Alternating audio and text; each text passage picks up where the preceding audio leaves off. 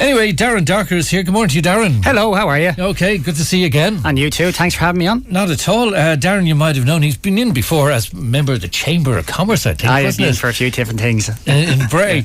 But he spends his time as well as his business in Bray writing. And he's written another novel. The last time we were talking about was one set in Wexford, I think, has to do Nazi That's connection. Under an Irish Sky. Yeah, that was pretty good. He's back again with John Morgan, his protagonist, once again, for a new one which is called No End to the Lies. Fair play to you, Darren. When did you take up the writing? About 5 years ago. I read an awful lot, and I decided that I'd like to have a go of it, and I thought that, and I just really started from there. I just started on the computer and I just started writing, and I just got better and better, and eventually I said, right, I'm in a position to put something together and do a book. So that was Under an Irish Sky, and I was very happy with it at the end, and we got some very good reviews. Yeah, so you decided, encouraged by that, I'll go again. So you've developed John Morgan. What sort of a guy is he? Well, he's a hero. He doesn't really want to be. He just finds himself in these positions. He's not going out looking for trouble, but when he sees somebody that's in need or in trouble, he goes help. He doesn't like to see. He doesn't want to put the world to rights, but he doesn't want to, see anybody get hurt either. So he just kind of stands up for people who can't stand up for themselves. Sometimes unwillingly, but he does it anyway. He's a bit of a diehard fella, is he? A Bruce Willis-y fella. Gets him, suddenly things happen to them, and they have to happen. Yeah, finds himself in the right or the wrong spot at the wrong time, if you know what I mean. Right. Okay. So he's helping out this time in Dublin. Is it mostly? A friend of his hasn't seen in a while got involved in the drugs trade, and ends up getting killed. And basically Morgan's called upon to help his widow and basically protect his widow and the family, because the drugs gang are after the drugs that went missing when his friend got killed. So there's lots of twists and turns. It's quite fast paced, and lots of tension in it. How do you plan that out? You kind of get just a general idea, and then you kind of just sit down over a couple of weeks and try to add to it and try to put twists and turns in it. But it doesn't. It kind of creates itself as well when you're writing it. You have a general idea at least I do when I start. But by the time it can be quite different by the time I actually finish it, because when you're writing it, you're developing it and say, oh well, actually, this character, he needs to do this, and this character needs to do that now. And it's good. It's good for. It's hard work now. At least I find it takes me about a year to write, and then it takes me another good 6 to 9 months to edit afterwards.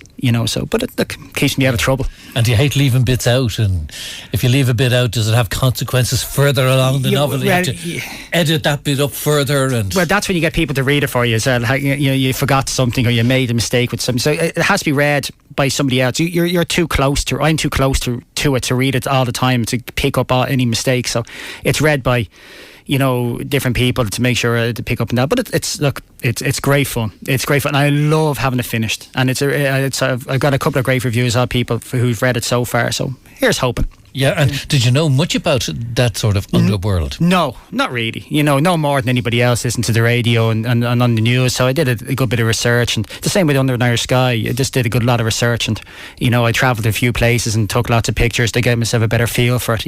But it's it's something I have. The same with the new book. I have to do a lot of research for the new book, and so it's another one planned. Yeah. I'm about halfway through.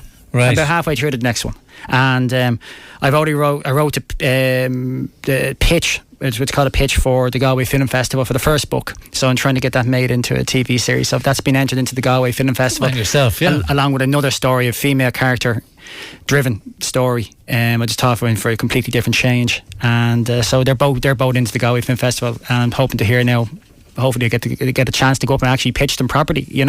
Yeah, and how do you balance the life? Because you work in the car business and you write as well. I do a lot of writing at night time. I wouldn't probably start about 9:30 at night, 10 o'clock at night, and I try and do 500 words every night. 5 nights a week anyway, and I just keep picking away at it like that and changing it. But I keep notes. Like if I'm sitting in work and I realise that's a good idea, hang on, I'll scribble down a piece of paper. My pocket's always full of scraps of paper with stuff scribbled down on it, and which you find later on when you're cleaning the trousers for the wash. But it's it's just you just keep at it. It becomes a habit, and you don't want to stop it. It's like, I suppose, like exercise, or you might do. You just don't want to stop. Then you think, I have to make time for this now. Yeah. You know. And how's the publishing? How did that go? Well, as you know, I'm self-published. The first book went really well.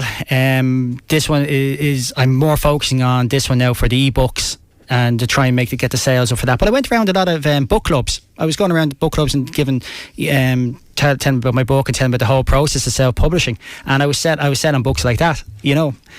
So that it was good. It's difficult. Like when you're self-publishing, you do pretty much everything by yourself.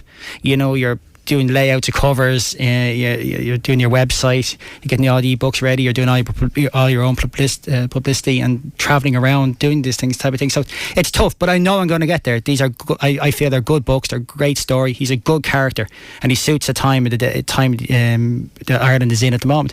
So I think it'll get there eventually. Yeah, so we'll be reading this on the beach. Is that the idea? Oh, absolutely, on your Kindle, everywhere around the world. You know, that's it. That'd be fantastic. Do you have a network of writers, or are you a lone wolf because you're publishing yourself, you're writing yourself? I do pretty much everything myself. Just everything. Just that's why it probably takes me a good. And do you have contact with any authors, or? I do. Yeah, I do. I have. A couple of very successful authors now that I would chat with every now and again, you know, and they, you know, give me tips on things, you know. So I'm building up my network, my own network, and it's but you know, most of it is just down myself, just a bit of hard graft. Very play to you. You know? Okay, so you're halfway through the new one. That's it. Yeah. That's it. We have to get this one launched first. You know. So I just want to invite you and all your listeners down to Dubray Books this coming Thursday night around 6:30, 7 o'clock. There's a wine reception there, and we're going to launch the book there on the night. So I'd love to see you all down there, to be a bit talking by me, and then we can have a chat and we go through stuff. Anybody has any questions about John Morgan and the characters? Excellent. No end to the light. Describe the cover. Well, it's there's a lot of twists and turns in the books, and it's quite Garda orientated, and it's set in Dublin. So it's I kind of went for kind of a bit of a love-hate kind of feel to the front cover. So I think it looks really well. It really pops out at you. It does, you know, and it's a nice skyline from the far side of the River Liffey, from the National Concert, the National what do you call it? Convention Centre, yeah. With a Garda car in the foreground, anyway. So you won't miss it. No. So well done. Thank you very much. And John Morgan, he seems a pretty good guy anyway, good character. He tries to be. But the books develop. Like, you don't have to buy each book, but you know, if you do, you'll see the development of the character through the books. Yeah. You know, him going from a kind of recluse nearly to back and open and doing everything like he should be, you know. Sure, maybe we'll see him on the telly at some stage. Oh, hopefully. There's no should be, there will be. Absolutely will be. You're a driving force behind it all. Fair play to you. No Darren Darker, his new book, and of course he's a Bray resident, No End to the Lies, being launched in Dubray Books on the main street in Bray on Thursday. Yeah, thank you very much. Well done, Darren. Good to see you again. We can have some live music on the way here in the morning show.